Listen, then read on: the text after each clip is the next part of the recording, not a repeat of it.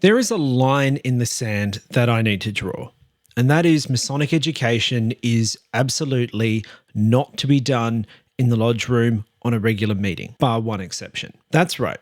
There is something that is so critically important to Freemasonry and our own personal development, and something that our ceremonies instruct us explicitly to do shouldn't be done at a regular meeting. While I'm sure your first response may be that I'm against Masonic education, if you have that thought, perhaps this is the first article you've seen of mine. I am absolutely for Masonic education, and this publication is proof of that. But the more I think about the practices of Freemasonry and how our craft is a peculiar system of a progressive science, the more it reinforces that our regular meetings is completely the wrong place for education. So in this edition of Daily Masonic Progress, I will share why education should not be done at regular meetings, where the right place for Masonic education is, and what you should be doing at a regular meeting instead. And by the end, you will have a better way to not only engage, retain, and grow your lodge, but also how to deliver Masonic education that has the most impact. But first, let's agree that when I say Masonic education, I'm not talking about the lessons we learn or the education we get from performing or watching degree work. Here is why education should not be done at regular meetings. Have you ever noticed that when the notice paper comes out and the work for the meeting is an education item, seemingly the number of apologies or absent brethren for the meeting goes up? It's almost like everyone's work or family suddenly has an emergency on lodge night. This strange phenomenon often comes at a surprise to us all, and we wonder why we just can't get them to show up. Perhaps there's an elephant in the room that we aren't acknowledging. No, I don't mean lodges defaulting to a past master, rolling out a talk about famous Masons, or the usual trivia style education. What I actually mean is that we as a craft fail to acknowledge our members voting on their feet, that they feel that having to go home from work, get changed into a suit or tuxedo, go to lodge, and then have to listen to a lecture about Freemasonry is just a waste of their time. Sure, the argument against this will be that it is not a waste of time.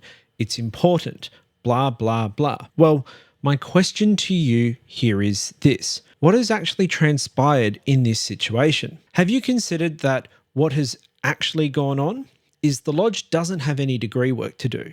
So they've defaulted to an education night in order to fill the gaps in their calendar because they haven't been proactive with trying to recruit suitable new members to have a productive lodge that progresses candidates through our degrees. Here's another way to think about it. If you're employed as a builder and your job is to build houses, and the boss says, we don't have any houses to construct today, so we're going to have a lecture on why brick is better than drywall. Now, if you think that the employees are going to be genuinely excited about turning up to work that day, other than for being paid to do nothing, the unsubscribe button is at the bottom of this email. The unsubscribe button is right there. This is the message that putting education into your lodge's calendar to fill in for not having degree work sends to your brethren. But here's the bigger truth you are missing. In the example of the building company, do you think the employees will, even if they're paid to turn up, want to stay working for that company? Sure, if it's a once-off, it's not an issue. But when it becomes a regular thing, the message it actually sends is that this isn't a company that I can learn, grow, and develop my career in. It also highlights issues with job security because if they don't have a pipeline of new work coming in, then they won't be able to pay my wages and I'll have to look for another job. This is exactly what is happening in our lodges. We are speculatively building companies, and the houses we build are metaphorical temples of ourselves, our lodge, and our communities. And while our wages are symbolic, moreover, members are spending their actual wages in dues and dining fees to come to a meeting where the lodge has demonstrated they're not valuing their members' time, their effort, or their money. Yet we wonder why they don't show up. Now, this raises two key questions. That if the regular meeting is the wrong place for Masonic education, where is the right place? And what should we do on our regular meetings where we don't have candidates instead? Since we have established that the regular meeting is the wrong place for Masonic education, In my mind, there are several right places for it. So let's take a look at where those places are and what makes a place right. I have written previously about Google's study into building relationships with the 7-11-4 principle, where you need 7 hours of content over 11 touch points in 4 different locations. For somewhere to be the right place, we need to ensure it's helping build stronger relationships between the brethren of the lodge. This should lead us to thinking of the different locations and the ways in which we can deliver Masonic education. Let me be direct here. There are 2 main ways that we should be doing Masonic education, and neither of them require you to put on a suit and sit in the lodge room. The first is what I call getting together with the boys. And this is exactly what it sounds like. It's about brothers getting together in smaller groups to actually discuss, interpret, and understand our ceremonies. Now, there are several ways to do this. One, at a brother's home. Think about it.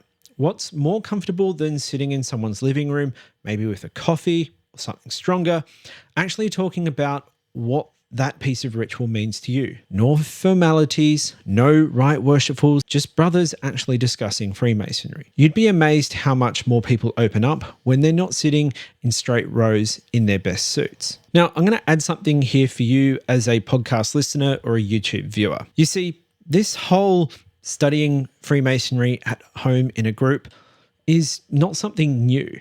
In fact, religious organizations do this all the time. They call it Bible study or home group. And my church, which is in the southwest of Sydney in a little suburb, can get about 1,000 people through its doors over the different services that it has on a Sunday, where more than half of those back up midweek to go to a Bible study. And the relationships I built, the friends I made within that small group were absolutely amazing. And I have seen firsthand the power that these study groups can have. But the next way does involve going to your Masonic Center, but not in the way that you think. You see, you can use other parts of your Masonic Center. And here's a practical one. While your officers are doing their rehearsal in the lodge room, why not have the rest of the brothers gather in another lodge room, maybe in separate groups? You're already there. The building's open, so why not make use of it? This isn't just efficient, it's a smart use of your time and the space available. But let's be real. We're all busy, and sometimes getting together in person just isn't possible. That's where things like Zoom or even a phone call with your mentor comes in. You might be thinking that's not traditional, but neither was electric lighting when it was introduced to lodges. The point is to make education happen, not to make it harder than it needs to be. Another way is what I call self-study. And this is where the real magic happens. This is about taking responsibility for your own Masonic journey. You know what I'm talking about here? Reading those Masonic books you've been meaning to get to, actually watching those Masonic videos in your YouTube recommendations, or listening to that Masonic podcast while you're driving to work. But here's the kicker. It's not just about consuming information. The real work happens when you start writing down your thoughts about what you're learning. Yes, I'm talking about keeping a Masonic journal. Now, I know journaling sounds like something from high school English, but trust me on this. When you start interrogating the ritual, writing down your questions, your interpretations, your aha moments happen. And that's when it all starts to click. But remember that Google study I mentioned earlier about the 7-11-4 principle? This is exactly what having multiple ways to engage with Masonic education works so well. You see those different touch points, those different environments, different ways of learning, and the opportunity to really build those relationships and understanding. Think about it. You could read something interesting about the first degree in a book, jot down your thoughts about it, then bring those ideas to a discussion at your brother's house or share them with your mentor over Zoom. That's how real learning happens, and that's how real relationships are built. And here's the best part. When you move education out of regular meetings and into the more appropriate settings, something magical happens. Your regular meetings become more focused, your educational discussions become more meaningful. Most importantly, your brothers actually want to participate because they're not being forced to sit through another lecture when they're already tired from work. But I can hear some of you now. If we're not doing education in regular meetings, what should we be doing instead when there is no degree work? But before we dive into that, we need to remember something fundamental here. The core business of every lodge, which is defined in its warrant, is to make, pass, and raise Masons. That's it. That's what we should be doing every month. Every time we do degree work, we're building the temple, whether it's laying the foundation in the first degree, constructing the ground floor of the second degree, or completing the top floor, the third degree. And yes, if you're wondering, getting installed into the chair of King Solomon is the roof of this metaphorical building. A question remains, why do we default to education to fill in gaps? Well, the answer is quite simple. We haven't formed a regular cadence of degree work. We're sitting around waiting to see if a candidate is ready for his first or his next step in Freemasonry. So we end up slotting in work wherever we can, and it's done in a completely unstructured way. And let's be honest, this goes against everything our ceremonies promote and say. After all, if you think about the process of tiling the lodge, that's done in order to bring chaos into order. So here's what your lodge's calendar for the year should look like. First degree, second degree, third degree, and repeat. The only time you really shouldn't do degree work is for the installation, but the month after it, it continues in sequence. It's really that simple. But how do we make this work and get into this rhythm? Well, it starts with how we handle our petitioners or applicants. First, you give them a choice based upon when the next available initiation is in the sequence. This shows them that we actually value Freemasonry enough to have structure to our work, and it also shows them that they'll get to progress through the different degrees. But here's the clever bit. When they pick their initiation date, and if your lodge does either 6 months or 12 months between advancement, you book in their second and third degrees right then and there. Congratulations, you've just locked in 2 more meetings over the next 12 or 24 months. Plus, both the candidate and his mentor now have a SMART goal to work towards. It's SMART because it's specific. You know that you have the first degree examination to learn and understand. It's measurable because you have a set number of questions that you either know the answers to and you know the meaning behind, or you don't. Is it achievable? Yes, because we've all been through this. Is it relevant or realistic? Absolutely, because it helps them understand the first degree, which is what they need to demonstrate proficiency in order to be advanced. And is it timed? They have a hard deadline, 6 months or 12 months based upon when their second degree is. And this gives them everything to work towards, because how often do we tell candidates that you can do your next degree when you're ready, but they never pick up the book, or the mentor just waits for them to come and ask. This results in disengagement and then call-offs. And if you disagree with me, fine. However, think about it like this. If you disagree, that's fine. However, think about this. How does every education system work? You don't sign up to a trade certificate or a university degree with an infinite time period. Every course is structured and locked in with all the dates, the classes, the exams, the term, and the graduation. But here's another benefit. This shows your existing members who are already scheduled to do their degrees that you value them too. You see, you're not pushing them aside every time a new candidate comes along. Imagine being in business and saying to an existing customer, sorry, I have a new customer that I need to prioritize above you. Do you think that existing customer is actually going to remain a customer? This is what's happening in our lodges with our fellow crafts and master masons whenever we push them back because we want to initiate someone. Now, I know you're thinking, but what if we don't have candidates for degrees? It's simple.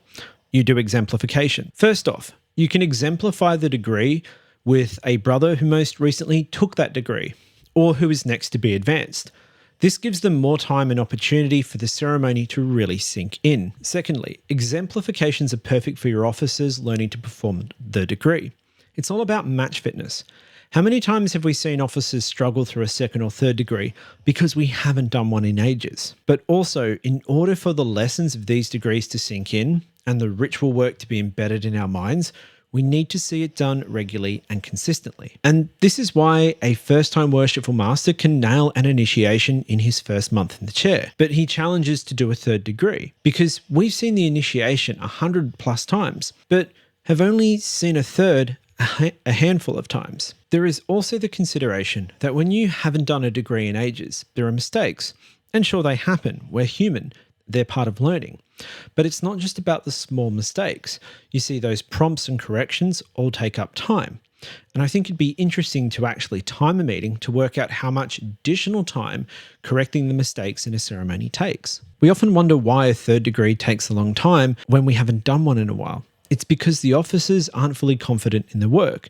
Sure, they may know their work, but do they know their work like it's riding a bike? When we're not fully confident, we tend to go slower. Now, this isn't to say confidence means rushing, but confidence and match fitness means we can perform at our best. But you may think, okay, we will plan an exemplification in the calendar, but then if an actual candidate is ready for a different degree, we'll just do that instead. Well, If you do, you're making the mistake of robbing Peter to pay Paul. You end up taking away the opportunity from your officers to learn and develop their skills in the degree you skipped, but also from the other brethren as well. You see, everyone then misses out on the opportunity to embed that ceremony in their minds. Not to mention, it then completely throws out your whole operating rhythm. The point is, we want to return to order, structure, and process. You know those things that Freemasonry actually teaches?